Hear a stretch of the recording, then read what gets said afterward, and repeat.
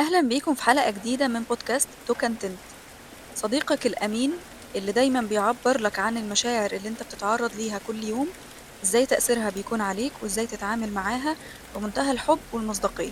النهاردة هنتكلم عن المشاعر اللي بنخاف نقول اسمها، مشاعر العار والخزي، المشاعر اللي بتخلينا نستخبى من نفسنا قبل ما نستخبى من الناس، اللي بتوقف خطواتنا وبتخلي الواحد يحس ان هو اقل من ان هو يحاول او يتغير، مع ان الحقيقة ان كل انسان بيعدي بالحاجات دي مهما كان قوي او ناجح.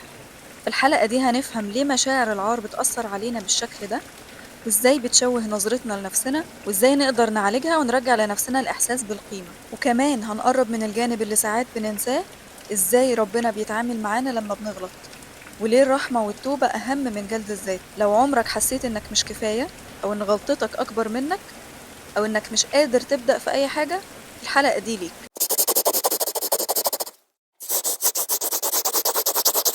نبدأ ندردش عن الموضوع بمنتهى البساطة. يعني ايه خزي او عار؟ معناه ان انا لما بغلط بحط الغلط ده اكبر مني، كأنه بيبلعني، كأني انا عبارة عن الغلط ده وبس. بعمل اكس على نفسي، زي ما دكتور عماد رشاد كان بيقول، كأني بعمل اكس عليا او على الاخر، بلغيه تماما لمجرد ان هو اخطأ، لمجرد انه عمل حاجة غلط، لمجرد ان انا شايف ان البشرية عبارة عن الطيبين والوحشين، اللي بيعملوا الخير واللي بيعملوا شر. فلو انت محطوط في المكان اللي الناس بيعملوا فيه خير وفجأة غلطت او قصرت او ما كنتش زي التوقعات، بعمل عليك اكس تماما، بلغيك من المكان ده، بلغيك كلك على بعضك وبحطك مع الاشرار. طب تفتكروا ده بدأ من امتى؟ اكيد طبعا بدأ من الطفولة، او من البيئة اللي انا كبرت فيها، سواء جوه البيت او في المدرسة او في النادي او ايا كان. عبارة عن نقد مستمر للشخص، بحيث ان هو دايما حاسس ان مهما يعمل هو مش كفاية. يعني انت دلوقتي جبت درجة، ماشي، بس كان المفروض تجيب احسن. عملت مشروع حلو بس ناقصه كذا. اتكلمت كويس قدام مثلا مجموعة من الناس، قرايبك مثلا او صحابك او ايا كان، وجيت تحكي لأهلك، حلو بس برضه انت غلطت لما عملت كذا كذا. دايما الحاجة الحلوة اللي بتعملها مشبوك معاها كلمة بس، وبعدها العيب او النقص او المشكلة اللي حصلت او الغلط او ايا كان، او ان انا بلغي تماما اي حاجة حلوة انت عملتها قصاد الغلط اللي انت غلطته، كأن الغلط ده خلاص هو لغى اي حاجة كويسة انت عملتها، وبقيت انت عبارة عن الغلط ده. انت شخص فاشل، انت شخص غبي، انت شخص ما بيعرفش يعمل كذا، او انت شخص هصنفك في فئة مثلا الانطوائيين، هصنفك في فئة الغير ملتزمين مثلا، الغير جادين او ما بيتحملوش المسؤولية. فبالتالي لما الطفل بيشوف ده طبعا بيحاول يقاوم، او بيحاول يثبت انه لا والله انا كويس، انا بعمل حاجات. طب ماشي، انا هعمل الكومنت اللي انت قلت لي عليه. انت قلت لي مثلا كان المفروض تعمل كذا، او ده ناقصه كذا، فبروح وبحاول اعمل الكومنت اللي قلت لي عليه وارجع لك بيه، اوريهولك بقى وانا فرحان ان انا عملت العمل مكتمل، عشان تديني الانطباع بتاع ان انا مقبول ومحبوب، وهتبقاش فخور بيا وشايفني حاجة كفاية كويسة. فبلاقي ان رد فعلك هو انه لا، برضو ناقص حاجة، برضو في مشكلة، برضو عارف لو كنت زودت الحتة دي، عارف لو اتعلمت بقى الحاجة الفلانية. دايما في حاجة ناقصة، دايما قبولك مش موجود، دايما وجهة الوصول دي مش موجودة. مهما أحاول أوصل لها ألاقي إن في محطة جديدة اتخلقت من العدم. لا لسه مش ده الوصول بقى، لا تعالى لي هناك. اجي اروح هناك، لا مش كفايه، تعالى لي بعده. ومش دي المشكله بس، المشكله انه بيتم الغاء شخصيه الشخص ده تماما تحت مسميات اتسمى بيها وهو صغير. لو مثلا زمايله في المدرسة اتنمروا عليه أو صنفوه إن هو غبي مثلا، أو ما بيعرفش يتكلم أو ما بيعرفش يتعامل، أو عشان مثلا جاب درجة وحشة في امتحان فخلاص احنا مش هنصاحبه، فبالتالي بيحس إن هو كله على بعضه مش مقبول في المجتمع ولا هيتحب، لمجرد إن هو غلط غلطة، أو إنهم بيصنفوه في حتة معينة. هو عارف من جواه ان هو مش في الحتة دي، ما ينفعش تحطوني كلي في الحتة دي عشان مرة انا كنت في الحتة دي. لو جيت تفكر في الموضوع هتلاقي ان هو مش حقيقي اصلا، هتلاقي ان هي فكرة شيطانية اساسا. اساسها طلع من شخص غلط في مرة، والشيطان طلع في دماغه انه ايه ده، كبر له بقى الموضوع قوي وضخمه تصعيد للامور غير مبرر. ان انت ازاي تعمل كده؟ طالما عملت كده بقى يبقى انت وحش، يبقى محدش هيحبك، يبقى محدش هيقبلك، محدش هيختارك، يبقى هتفشل على طول. طالما فشلت في دي مرة واتنين وتلاتة يبقى انت فاشل. فتصعيد الامور الغير مبرر ده لما جه في دماغه ابتدى هو يصدقه، ابتدى يعيش فيه، ابتدى كمان ان هو يورثه للي بعده. تلاقي الاهالي ابتدت تتعامل بده مع اطفالهم حتى وهم مش واعيين بيه، والاطفال دي تكبر وتكمل نفس المسيره، وهكذا حاجه من ملايين السنين متوارثه عن حاجات معينه اللي هو عيب وما يصحش وغلط. بكنسلك تماما وما بقبلكش طول ما انت بتغلط، والطبيعي ان انت بتغلط، فانا عمري ما هقبلك وعمري ما هشوفك كويس او كفايه. طيب ده تأثيره علينا ايه او هيوصلنا لايه بعد كده؟ هيوصلنا لحتة ان الشخص ده دايما حاسس ان هو مكسوف من نفسه، دايما حاسس ان المشكلة اللي عنده دي حتى لو هي في جانب واحد بس او في حتة صغيرة جدا، المشكلة دي الناس كلها شايفاها، كأنه متعري قدام الناس كلها بالحتة دي، بالمشكلة دي. لو انا مثلا عندي لدغة معينة، الناس كلها مش هتعرف تسمعني ولا تفهمني ولا تحبني بسبب اللدغة دي. لو انا مثلا كنت وانا صغيرة في التجمعات العائلية بيتنمروا عليا او بيقارنوني بقرايبي او ايا كان الحاجات اللي تعرضنا ليها كلنا دي، فهكبر وانا عندي انطباع ان انا مش هعرف اتكلم في تجمعات عائليه، ولا هتسمع ولا هتقبل. دايما يا اما هيكسروا مقاديفي، يا اما هيقارنوني بحد، يا اما هيتريقوا عليا. هيبقى عندي الاحساس ده جوايا طول الوقت، فهبقى باجي عندهم ومعرفش اتكلم، حتى لو انا في العادي بتكلم وبنطلق وببقى يعني ألذ حد في القعده. لو المشكله دي كانت حصلالي مثلا في الدراسه فهلاقي ان انا لما بكبر بكمل بالشكل ده في شغلي، مش قادر أثق في الحاجة اللي أنا بعملها، ببذل فيها مجهود كبير جدا، ودايما شايف العيوب اللي فيها ودايما شايفها ناقصة. وحتى لو عيب صغير قوي محدش واخد باله منه، أنا شايفه كبير جدا، وهو ده اللي هيلغي كل حاجة، ده اللي هيكون سبب إن هم يرفدوني ويتريقوا عليا. دايما شايف ان انا مش جاهز، استنى بس لما نجهز شوية، استنى لما نذاكر اكتر، استنى لما نخلص كل الكورسات اللي في الدنيا وكل الكتب اللي في العالم هقدم الحاجة بتاعتي وانا شاكك فيها. فبالتالي هوصل احساس للي بيستقبلها مني ان بما اني شاكك يبقى هي فيها حاجة غلط، او مش انا اللي عاملها، او فيها اي مشكلة. فاللي هو حتى لو هو مبهور بالحاجة دي وشايفها ممتازة جدا، شكي فيها هيخليه يشك بقى هو كمان فيها، اللي هو يعني اكيد بقى انت عامل حاجة غلط طالما انت مش واثق من الحاجة اللي انت بتقدمها. هاجي مثلا في العلاقات، لو انا اتعرضت للتنمر كتير قوي وناس كتير رفضتني او ما كانش عندي اصحاب او نبذوني لسبب مثلا غلطة بسيطة، فهكبر وانا الشخص اللي مش عارف يعمل علاقات او صداقات كويسة عميقة، خايف ابادر. لو انا راجل هبقى خايف ابادر دايما، لان دايما متوقع اني هترفض، دايما شاكك ان هيبقى في عندي عيب انا عارفه او مش عارفه، هي هتشوفه، واول ما هتشوفه هتقوم رفضاني ولغياني تماما بكل مميزاتي وكل حاجة حلوة انا عملتها. فبالتالي انا مش قادر ابادر، دايما شاكك في امكانياتي، دايما شاكك في استحقاقي، دايما ساكت وبراقب وخلاص، ولغاية اما الحاجة دي بتروح مني وارجع اجلد نفسي تاني ان هي راحت مني. الشخص المليان مشاعر خزي وعار غرقان فيها كده هو دايما مستخبي، دايما مش قادر يعبر عن نفسه، دايما شاكك في نفسه، وشاكك في ان هو عنده حاجة كويسة اصلا، شاكك حتى في المحاولة ان انا حتى لو حاولت طب ما انا هوصل لايه، مش هوصل لحاجة. ودايما الاصوات اللي كانت بتتقاله زمان بترجع تطارده تاني طول الوقت، سواء فاشل، غبي، مش اجتماعي، شغله سيء، مذاكرته ما بيعرفش يذاكر، ايا كان. فدايما متكتف، دايما مش قادر يخطي الخطوة، حتى لو عنده احلام او طموح حاسس دايما ان هو عاجز او ان هي مش هتحصل له. الحاجات اللي هي فيها ظهور أو فيها حاجة تتشاف من الناس أو تتقدر أو يشوفها عدد أكبر فبالتالي يتقيم، هو مش قادر يعمل ده، ودايما يسيبها لأي حد تاني من الفريق بتاعه أو من الناس اللي يعرفهم، روحوا انتوا اتصدروا المشهد ده علشان أنا مش هقدر أعمل ده. حتى لو أنا عندي الإمكانيات اللي تخليني أعمل ده، أنا مش شايفها ومش هقدر، وشاكك دايما في امكانياتي. وكمان بيبقى عنده حساسيه كبيره قوي ناحيه النقد، اقل كلمه سلبيه من اي حد مهما كان بتاثر فيه جدا، ويا سلام لو جات له من المكان اللي هو اصلا عنده تروما منه من زمان. يعني لو عنده تروما مثلا من اهله او مشكله مع اهله ان هما كانوا بينتقدوه كتير، فلو اهله النهارده جم قالوا له اقل كلمه بسيطه حتى لو عندهم حق فيها، تبقى بالنسبه له عنده حساسيه عاليه جدا ناحيه الكلام ده، مش عايز اي انتقاد، مش عايز اي كلمه سلبيه، وكاني خدت كل فرصي في الكلام السلبي زمان، فخلاص ما بقاش عندي قدرة اني استوعب اي كلام سلبي تاني، حتى لو حقيقي، حتى لو بناء، حتى لو المرة دي بجد وهيبنيني وهيساعدني. الفكرة نفسها لا، انا مش متقبل اني غلطت او اني ممكن اغلط او ان حد ممكن يغلطني. الشخص ده بتبقى عنده مشكلة كمان في علاقته مع ربنا، ان هو طبيعي ان هو هيغلط او هيعمل ذنوب ايا كان حجمها، فدايما بيبقى شايف ان هو طب انا دلوقتي غلطت، او ظلمت او اسأت او عملت ايا كان، ازاي ربنا يسامحني؟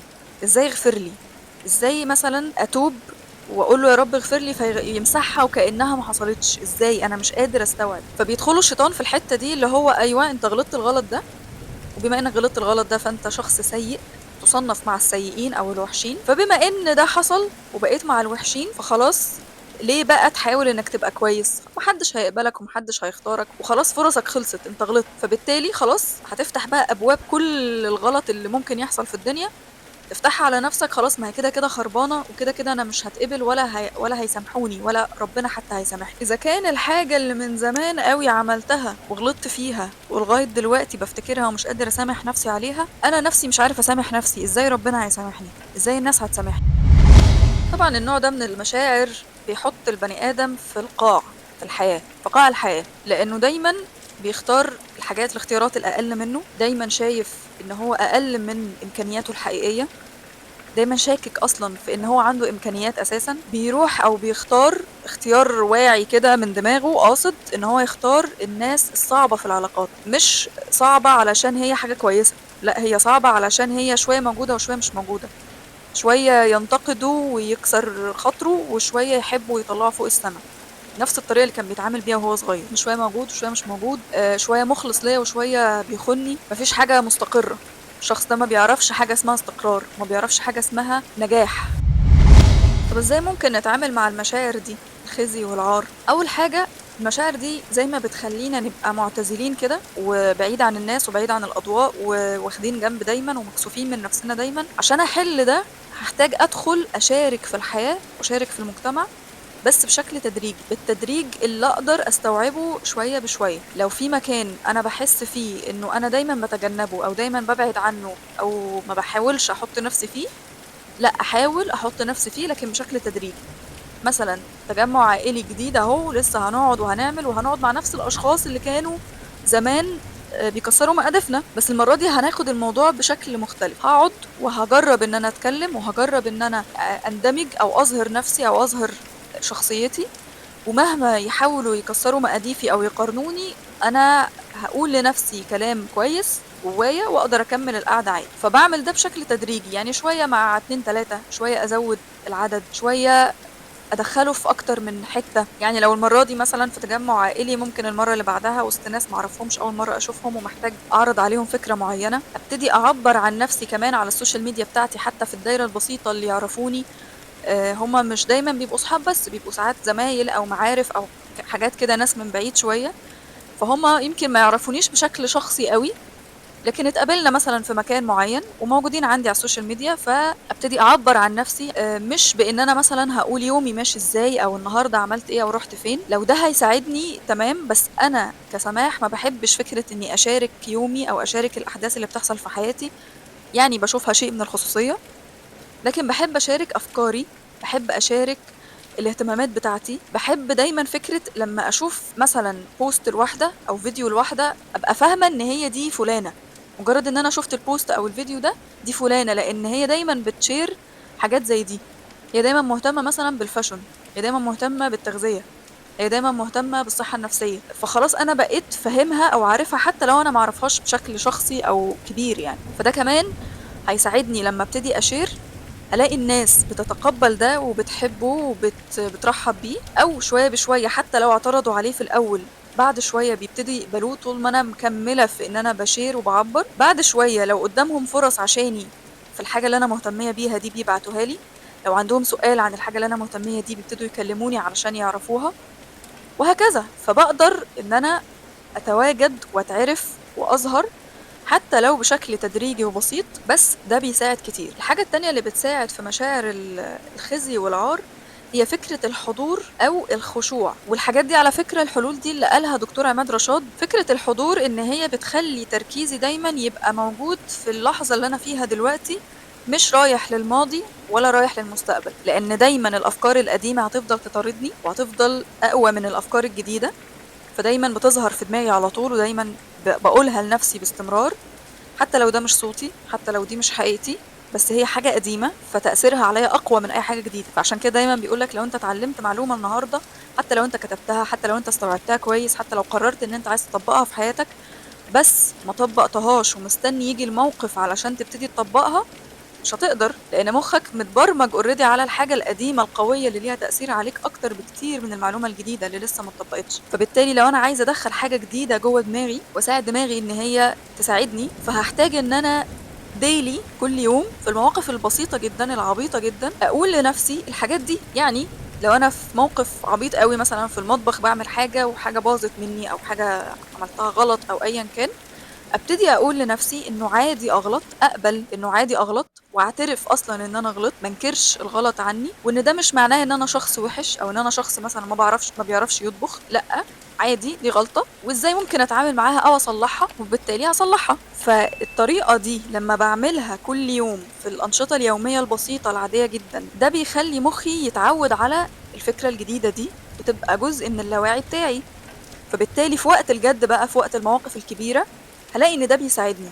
حتى لو ظهر صوت قديم بيحاول يكسر فيا او يقول لي لا انت هتفشلي، انت كذا انت كذا، الاقي في صوت تاني برضو بيدافع عني او بيقول لا، مش معنى ان انا غلطت في الحاجة دي يبقى انا توتالي وحش او بالكلية كده شخص هيترفض او مش، او الحاجة بتاعته هتبقى وحشة مش هتتقبل. فالتمرين اليومي او التطبيق اليومي لكل معلومة بتعلمها على حاجات بسيطة جدا، أنشطة خفيفة، دي بتعودني وبتعود دماغي ان هو يشتغل معايا. فبالتالي هنرجع تاني لنقطة الحضور، ازاي ممكن تساعدني لو انا دلوقتي في موقف حصل لسه بقى في الاول وبتمرن ولسه بتعرف على العلاج الجديد ده، وتعرضت لموقف ابتديت اهاجم نفسي فيه ان انا شخص سيء او كذا او كذا. حضوري في اللحظة في الوقت ده، حضوري في ان انا دلوقتي لا، انا هركز، انا دلوقتي بشغل الحواس بتاعتي بأدرك بيها الحاجات اللي بتحصل حواليا. ففي اللحظة دي اللاواعي بيسكت او الدماغ الافكار اللي هي شغالة دي بتلاقيها هديت تماما، اقدر ساعتها اتحكم وادخل الافكار الجديدة. حتى لو انا بعمل حاجة وخايف ان انا افشل فيها او اني ما اكونش جاهز ليها، احاول ارجع تاني لفكرة الحضور والتركيز فيها واشغل فيها حواسي كلها، هلغي الافكار السلبية دي وبمنتهى الوعي انا برجع او بدخل الافكار الكويسة اللي تساعدني. طريقة تالتة للحل برضو هي ان انا بخترع كده او بتخيل شكل هزلي للجلاد اللي جوايا او الناقد الداخلي اللي جوايا، الصوت اللي بيطلع لي او الشخص اللي بيطلع لي ده كل شويه يكسر فيا ويقول لي كلام وحش عني ويلغيني تماما، او يقول لي ان هم هيلغوكي تماما لمجرد ان انت غلطتي الغلطه دي ومش هيختاروكي ولا هيحبوكي. اخترع بقى شكل هزلي للناقد ده، مثلا شبه الكلاون كده او المهرج او اي حاجه هزليه كوميديه كده، ان الشخص اللي بيتكلم جوه دماغي ده او الصوت اللي جوه دماغي ده، فبالتالي كلامه مش هاخده بجديه قوي، اللي هو انت بتقول اي كلام مش هي دي الحقيقه. وحل كمان في التعامل مع مشاعر الخزي والعار هي ان انا اقبل اني بغلط واشيل حساسيتي ناحيه الغلط، افصل الغلط عني. ولو انا عندي حساسيه ناحيه الانتقاد، اعرض نفسي للانتقاد، نتيجه بقى ان انا هظهر، فطبيعي ان انا هتعرض للانتقاد اكتر. فلما اشوف الانتقاد ده ابتدي اتعامل معاه. ازاي بقى انا هتعامل مع الانتقاد ده؟ اقبله، بس اقبل فكرة ان عادي اختار غلط وعادي اتصرف غلط وعادي اغلط عموما، عادي الحاجة بتاعتي ما تبقاش كاملة 100%. في ناس بتدخل في فكرة الكمالية بسبب النقطة بتاعت العار دي، تجنبا لشعوره بالعار، فيفضل يحنتف في الحاجة علشان تبقى كمالية بقى ومثالية وفظيعة ومفيش زيها، عشان ما يطلعلوش اي مخلوق في الدنيا يعترض على اي حاجة. لان فكرة الاعتراض او الكومنت او النقد بالنسبة له دي حاجة يعني مستحيل اقبلها. فاقبل ان انا بغلط، اقول لنفسي عادي، عادي ان انا غلطت في الحاجة دي، اتعلمت منها حاجة، غيرتني في حاجة، نقلتني لمرحلة تانية احسن. كل اخطائي او فشلي او ايا كان هسميها ايه اللي فاتت هي اللي عملت مني ده النهاردة. وده مش معناه برضو ان احنا نروح للاكستريم قوي.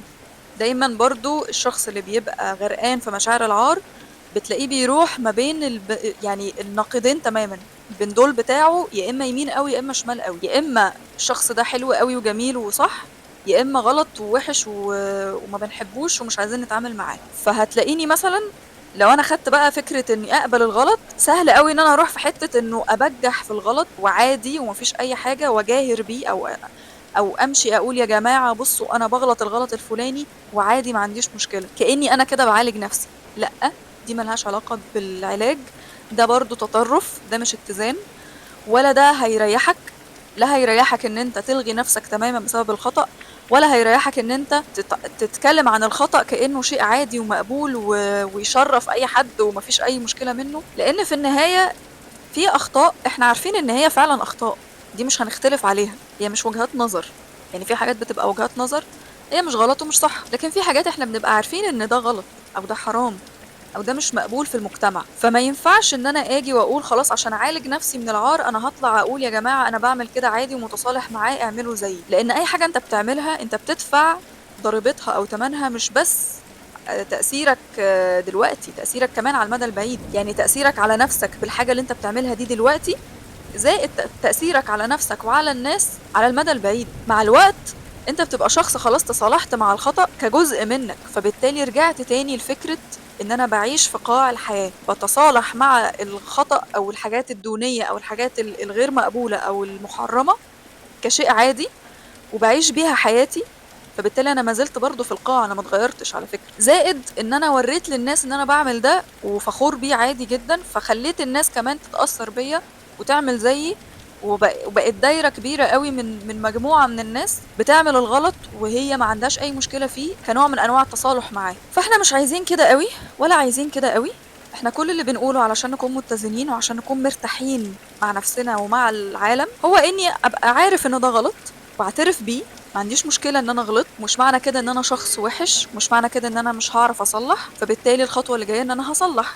لو غلطي ده في حق نفسي اصلح ده في حق نفسي، لو غلطي ده في حق حد لازم اروح واصلح ده في حق الحد ده، ما ينفعش اتجاهله واقول خلاص والموضوع انتهى. لو في حق اي حد لازم اروح واعتذر له واطلب منه ان هو يسامحني، ولو ما عرفتش اعمل ده بعمل حاجات خير كتير تكون بديل عن الحاجة دي. يعني لو انا شخص مثلا وقفت جوازة واحدة في يوم من الايام ومش عارف اوصل لها دلوقتي او مش عارف اصلح ده دلوقتي معاها هي شخصيا، اقدر اعمل ده ان انا اسعى في جوازات او تيسير جوازات ناس كتير كنوع من انواع ان انا بحاول اعمل خير ليه علاقة بالموضوع، يمكن دي تشيل دي او دي تشفع لي. لما اعود نفسي على طريقة التفكير دي انا كمان بقبل فكرة ان ربنا بيغفر فعلا وبيسامح، بيعفو تماما وكأن الشيء ده ما حصلش. ياما سمعنا عن قصص ناس عاشت حياتها كفار بمسمى كفار فعلا وعملوا كل الكبائر وكل الحاجات الفظيعة، بس تابوا توبة، بمعنى ان انا ندمت على الحاجة اللي انا عملتها، اعترفت ان انا عملت حاجة غلط وندمت عليها لان انا مدرك ان هي فعلا غلط ومدرك ان تاثيرها عليا وعلى الناس غلط، زائد ان انا حاولت اني ما ارجع لهاش تاني، حاولت اني ما اعملهاش تاني، ده معنى التوبه، زائد اني بطلب من ربنا انه يغفر لي، فده الدعاء او طلب الغفران. فلو عملت ده باذن الله ربنا بيغفر لك وبيقبلك، وربنا ما بيملش منك مهما حاولت وغلطت ووقعت وقمت، ما بيملش منك وبيحبك ترجع له وبيحبك تستغفر وبيحبك انك تبقى دايما يعني حريص على نفسك، انك بتتابع نفسك، انا غلطت بس هحاول اصلح، مش هستسلم للغلط وامشي بقى وافتح على نفسي ابواب الغلط كلها. ويحبك كمان تكون معزز ومكرم وتكون بتأدي رسالتك اللي انت جاي تعملها في الحياة، حتى لو كل دورك ان انت بتكون شخص لطيف في المجتمع بتاعه وبتقول كلمة طيبة وبتجبر بخاطر ده وبتدعي لده وبتعمل اي خير في اي حتة، ده دور ودي حاجة عظيمة. فاذا كان ربنا وهو الملك بيتعامل معاك بالطريقة دي، شايفك في المكانة دي او حطك في المكانة دي، فمين من المخلوقات ممكن يغير المكانة دي اصلا؟ مين ممكن تسمح له ان هو يغير المكانة دي؟ هو شايف ان انت مخلوق عظيم ودوره كبير مهما كان يبان بسيط في اعتبارات البشر، بس دوره مهم وكبير وبيفرق في الصورة الكبيرة وبيفرق على المدى البعيد، وتأثيرك ما هواش قليل مهما اعتقدت ومهما كانت حتى دايرتك صغيرة، تأثيرك مش قليل. فعايزك دايما تكون حاضر ودايما تكون بتأثر كويس ودايما يكون دورك إيجابي وكويس معزز ومكرم، وفي نفس الوقت انت مش معزول عن فكرة الخطأ، لازم هتغلط، جزء من تكوينك انك هتغلط، بس لما بترجع عن الغلط تكون المعادلة بقى انك تعترف وتتوب، ترجع تطلب السماح، فبالتالي بيغفر لك وكأنه ما حصلش بإذن الله، كأنه ما حصلش أصلا، تفتح صفحة جديدة عادي وكأنك شخص لسه بيتولد من جديد. فأي حاجة في الدنيا تقولك غير كده ما تصدقهاش. ومهم قوي كمان إنك تسامح نفسك قبل ما تستنى ردود فعل الناس أو رأيهم او الموقف ده هيعدي ازاي وهثبت فعلا ان انا كويس ولا لا. انا بيني وبين نفسي هل انا مسامح في ان انا غلطت عادي متقبل الموضوع؟ دلوقتي كمان اكتر الحاجات اللي بتخليك تتحب وسط الناس هي انك تكون تلقائي وعفوي، تكون على طبيعتك، تتكلم زي ما انت بتفكر او زي ما بتكون طريقتك او اسلوبك. لما بتعمل ده بتلاقي الناس فعلا بتتقبل ده، لان هي بتشوف فيك حقيقتهم، بيشوف فيك ان انت قادر تتكلم عادي وانت ممكن تكون بتتأتئ شوية، بتتلخبط في الكلام، مش مرتب كلامك قوي، بتعمل حاجات عشوائية مثلا وبتبين ده عادي، بتشارك ان انت مثلا عملت الحاجة دي وما كانش احسن تصرف او كان تصرف غريب منك، بس خلاص عادي تجاوزت الأمر حاولت تصلّحه وخلاص ودلوقتي بقت أحسن. دلوقتي كمان بالذات يمكن زمان الفكرة دي ما كانتش مقبولة، لإن كان العار أكبر بكتير من أي حاجة تانية. كان العار فعلًا مسيطر على الناس كلّها. فكرة إنك تطلع وتتكلم من غير ما تكون منمّق ومرتّب الكلام وكل حاجة كده بالحنتوفة، دي مش هتبقى مقبول، لازم تبقى عامل كده. لكن دلوقتي الناس بتحب أوي فكرة إنك تكون على طبيعتك، ماشي رتّب ونظّم واجتهد واعمل كل حاجة لطيفة، بس ما تخرجش برّه إطار شخصيتك وطبيعتك وأسلوبك، وإنك تنكشف عادي وإنك تعبّر عن نفسك عادي وتقول أنا غلطت في الحاجة الفلانية دي النهارده، أنا صحيت وأنا مزاجي مش أحسن حاجة فما عرفتش أعمل الحاجة الفلانية. صدّقني كل الناس اللي أنت شايفهم بيتكلموا بطلاقة أو قادرين يظهروا نفسهم وباينين أوي إن هم واثقين من نفسهم أو متصالحين مع إن هم يكونوا على طبيعتهم عادي بكل اللي فيها، اللي أنت شايفه ده هو مش هو ده اللي هو عايشه طول الوقت. هو بيصارع برضه شكّه في نفسه، في إمكانياته، في استحقاقه، الأصوات اللي دايمًا تطلع في دماغه وتكسّر فيه. دايمًا ابقى خلّيك شايف إن هو زيّك. إحنا كلّنا عامةً شبه بعض، كلّنا بنمُر بنفس الحاجات تقريبًا، كلّنا بنعيش نفس المعاناة بشكل أو بآخر، بس باختلاف النِسَب. باختلاف مثلًا أنا اكتشفت ده مثلًا بدري والّا متأخّر شوية، باتعامل معاه صح والّا لسه باحاول أرفضه. بُص لكل الناس حواليك وقُل جواك هم زيي وأنا زيّهم، كلّنا غلابة، كلّنا بنتعلّم، كلّنا كُنّا جايين من حِتت مش أحسن حاجة نفسيًا. فده هيخلّيك ما تضخّمش الموضوع أوي، ما تدّيهوش حجم أكبر من حجمه. ونصيحة أخيرة، ما تبرّرش نَفْسك أبدًا مهما يحصل. بُص كده وراقب على كل الجُمل اللي أنت بتتكلّم بيها كده، هل في بعدها علشان كذا؟ يعني أنا عملت كذا عشان كذا. إحنا مش محتاجين نبرّر نَفْسنا عشان نتقبل أو نتشاف كويسين أو نتحب. كل اللي محتاجينه إن إحنا أصلًا نقبل أخطائنا وضعفنا ونتعامل ببساطة مع شخصيتنا وبطبيعتنا ونعبّر عن ده عادي قدّام أي حد من غير ما نبرّر نَفْسنا، من غير ما نستنى هو هيقفش الغلطة فين ويبتدي يحكم علينا. طَب يا عم غلطت في الحاجة دي، إيه المشكلة يعني؟ تعالَ نصلّحها، تعالَ نخلّي بالنا بعد كده، عادي. إيه اللي حصل في العالم يعني؟ إيه اللي اتهز في الدنيا؟ لكن إصراري على إن أنا ما اعترفش بالغلط وأكمّل فيه أو أستخبى من العالم، أنعزل عن العالم كلّه، ما اشاركش في أي حاجة لمجرد إن أنا شخص خطّاء، هي دي المشكلة. هو ده العائق اللي في حياتك. عايزة أقول حاجة كمان، إن العُزلة لو باختيارك بدون ما تكون مسببة لك ضيق، زعل أو إحساس بالنقص أو إحساس إن أنت متجنب الناس أو بتهرب منهم، أنت منعزل باختيارك لسبب من الأسباب في وقت من الأوقات، ده مش مضايقك، ده مش معطّل حياتك، ده مش قافل لك أي جانب من جوانب حياتك، خلاص ده اختيار كويس ومفيد وفعلًا بيفرق في حياتك لإنك مركّز مع نفسك في الوقت ده. فأنت مختار هنا عُزلة صحية وكويسة ومفيدة. لكن العُزلة اللي بتاعة العار والخزي لأ، بتضايق وبتوقّف مسارات الحياة وبتحسسك دايمًا إنك أقل، وإن حتى ذنوبك ربنا مش هيغفرها لك. كده نكون وصلنا لنهاية الحلقة. لو في حاجة واحدة بس عايزة تخرجي بيها النهاردة فهي إن العار صوت مش حقيقي، بدليل إن ربنا ما بيكسرش حد راجع له، بالعكس بيفتح له أبواب الرجوع حتى قبل ما يفكر إن هو يخبط على الباب. وإنتي تستاهلي تسامحي نفسك وتدوري على الشفا بدل جلد الذات. ولو الحلقة لمستك أو حسيتي إنك محتاجة تسمعيها تاني، خدي وقتك واسمعيها براحتك وطبقي زي ما اتفقنا كل يوم في المواقف البسيطة. ولو تعرفي حد ممكن يستفيد منها شاركيها معاه، يمكن تكوني سبب في راحة باله. ما تنسيش تعملي لايك وسبسكرايب وفعلي الجرس عشان توصلك كل الحلقات الجاية، واكتبي لي في الكومنتات ايه اكتر نقطة في الحلقة أثرت فيكي. كنت معاكم سماح ودي قناة تو كونتنت. أشوفكم على خير وسلام.